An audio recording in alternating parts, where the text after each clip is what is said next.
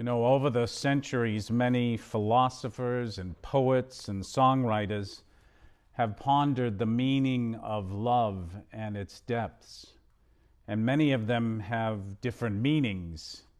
Today, the first reading tells us that the way we came to know love was that Christ laid down his life for us.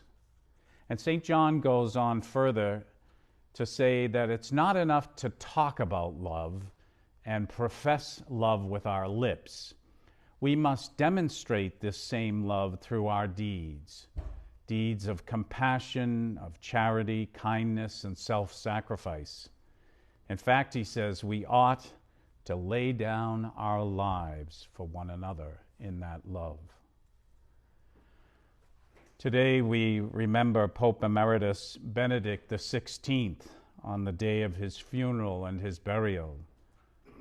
And we might ponder Pope Benedict's encyclical on love. He dedicated his first encyclical, Deus Caritas Est, to the love of God.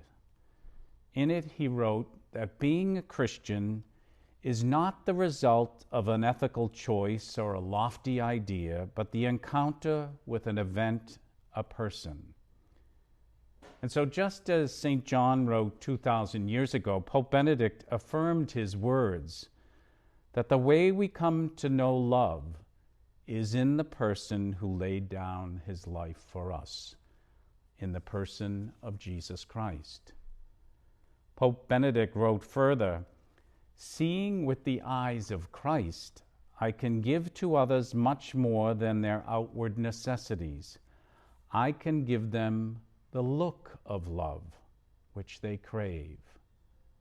And what he means is that in and with God and Christ, I'm able to love even the person whom I do not like or even know.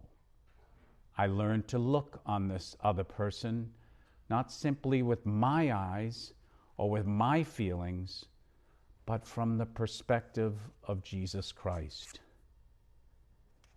The Christian love that St. John speaks about and what Pope Benedict wrote is not just a feeling or an emotion, it's a force of goodness. Acts of Christian love can be as simple as a kind word, a smile to someone, or a polite gesture of allowing another to take the center stage. Our love can be more demanding, such as when we take time to tend to someone in distress, or by inquiring about someone's needs and doing our best to fulfill those needs. Or love can also be all-consuming and totally self-giving, such as when we care for a dying loved one, maybe a parent or a child. We are called to all these types of expression of love as Christians. And Jesus, in today's gospel, we see that he called Nathanael to follow him and become one of his disciples.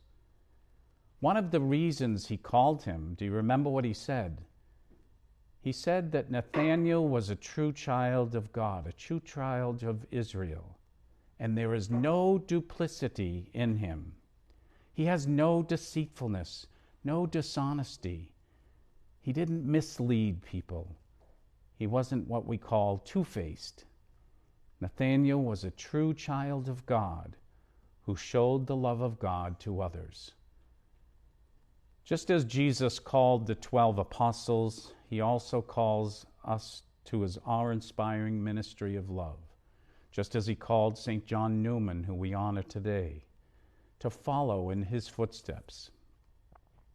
As we ready ourselves this day to be nourished with that love outpoured at the Eucharistic altar, as we receive the Eucharist truly and or spiritually, let us open our eyes to those opportunities to share God's love with someone we know or someone we don't know. May we use the gifts that God has given us to share his perfect love, that in our serving of the Lord with gladness, the world may, as the psalmist cries out today, cry out to God with joy. We must always demonstrate Christ's sacrificial love through our deeds, deeds of compassion, of charity, kindness, and self-sacrifice.